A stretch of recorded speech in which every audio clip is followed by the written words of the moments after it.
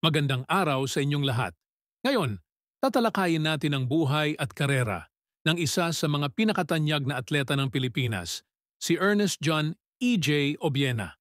Alamin natin ang kanyang kwento, kabilang na ang kanyang paglahok sa 2024 Olympics.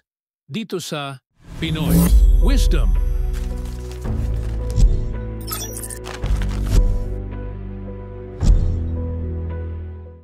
Si E.J. Obiena ay ipinanganak noong November 17, 1995 sa Tondo, Maynila. Lumaki siya sa isang pamilya ng mga atleta. Ang kanyang ama na si Emerson Obiena ay isang dating pole vaulter at ang kanyang ina na si Janet Uy ay isang hurdler. Bata pa lamang si E.J. ay nakitaan na siya ng potensyal sa larangan ng pole vaulting.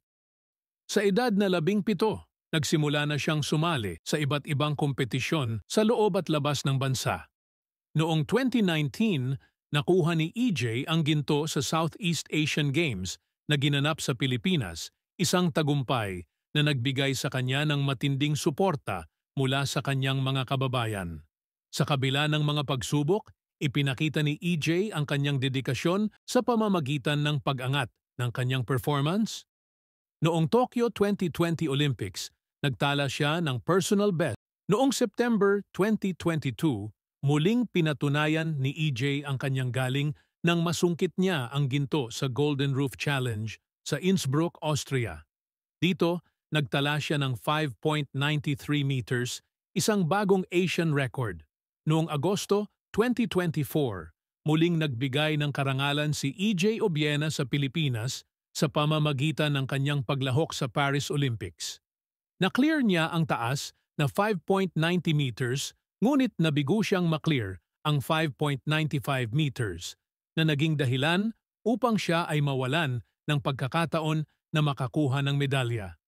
Sa kasalukuyan, patuloy pa rin ang pag-ensayo ni E.J. upang maabot ang kanyang pangarap na mag-uwi ng Olympic medalya para sa Pilipinas.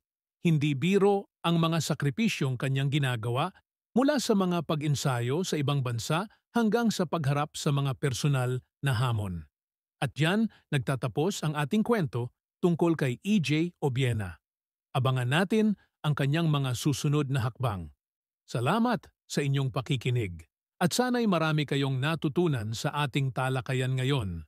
Huwag kalimutang mag-subscribe at i-click ang notification bell para sa iba pang kwento ng mga inspirasyong Pilipino. Hanggang sa muli, dito lang yan sa Pinoy Wisdom.